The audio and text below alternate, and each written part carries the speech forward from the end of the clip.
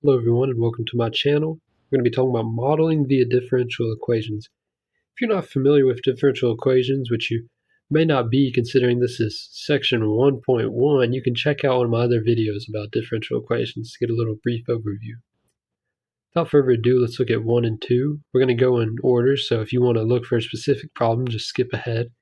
For 1 and 2 though, we're looking at equilibrium solutions. Otherwise, we want to plug in a value of y for number 1, in which case the dy of dt is going to equal 0. Population is going to be constant. Well, it's pretty easy to see right off the bat that our answer is going to be -3 for y.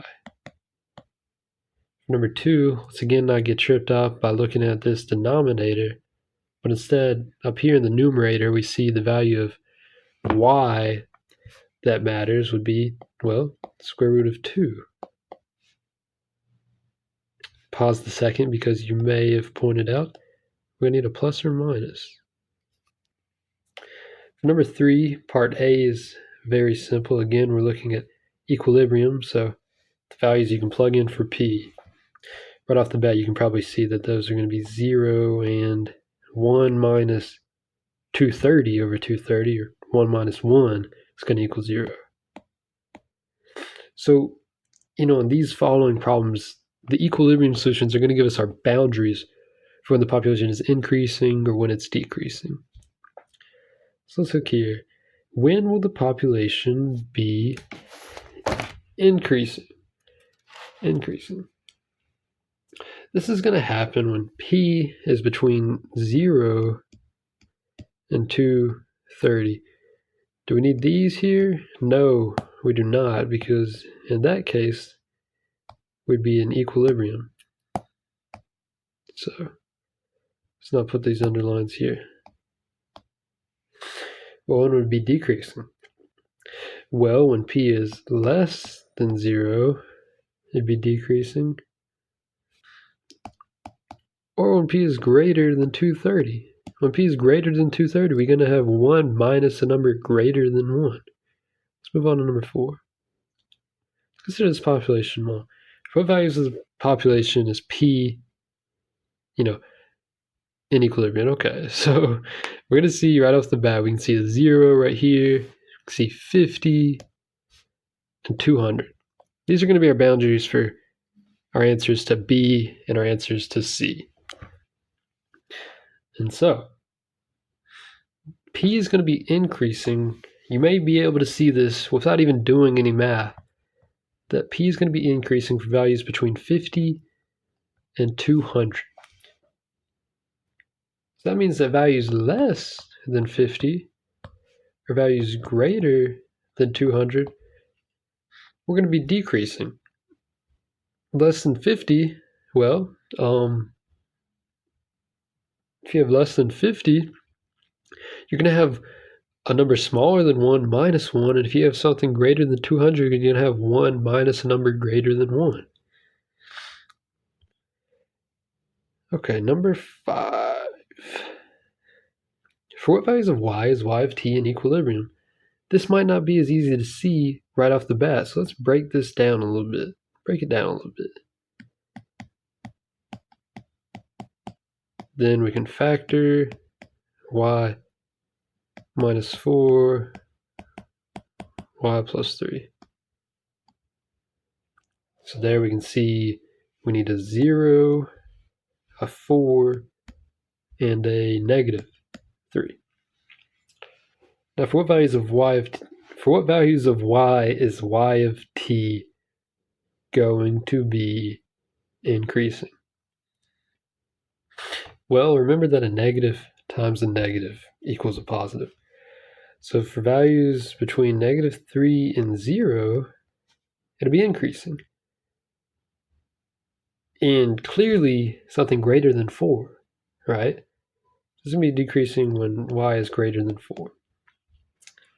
Well, that leaves us with values where, what? Well, when y is less than -3,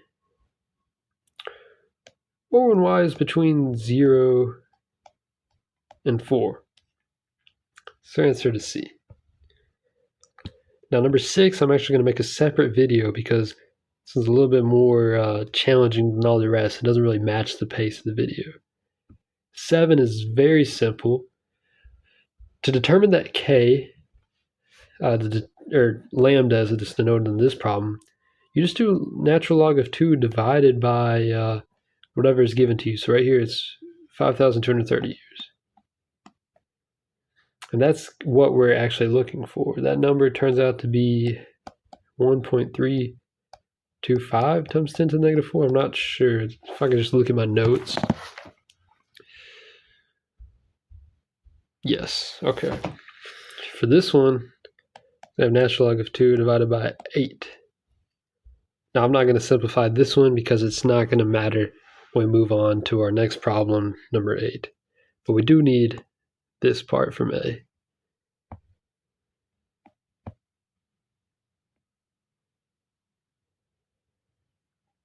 So we're going to need that lambda, or k, that we found last time. Because we're actually going to use an equation, a very simple equation to use. A is equal to a sub naught times e to the negative kt. This a sub naught, that's going to be our, our initial value. That's, of course, 100%. These a's are like the percent of the original carbon-14 still in the material.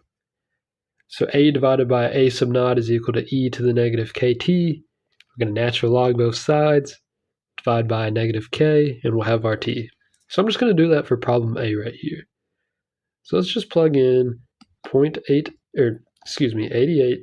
is equal to 100 e to the negative kt. All right. So 88 divided by 100 is equal to e to the negative kt. Now we're going to natural log both sides. Of course, I don't know why I wrote that on this side, but so we're going to have the natural log of 0.88 is equal to negative kt. So let's divide by the negative kt, or the negative k. Natural log of 0.88 divided by negative 1.325 times 10 to the negative 4 is equal to t, which in this case simplifies to 964.8 years. And all you have to do for the next 3 problems is just change the 0.88 to whatever you need it to be. Guys, thank you for watching this video. It's my first ever YouTube video being made, so I hope you could bear with me. Probably didn't learn anything due to the simplicity of the content. However, I'd just appreciate any support, likes, subscriptions, comments, criticisms. Not really. I'm not accepting of criticism. Anyways, thank you guys.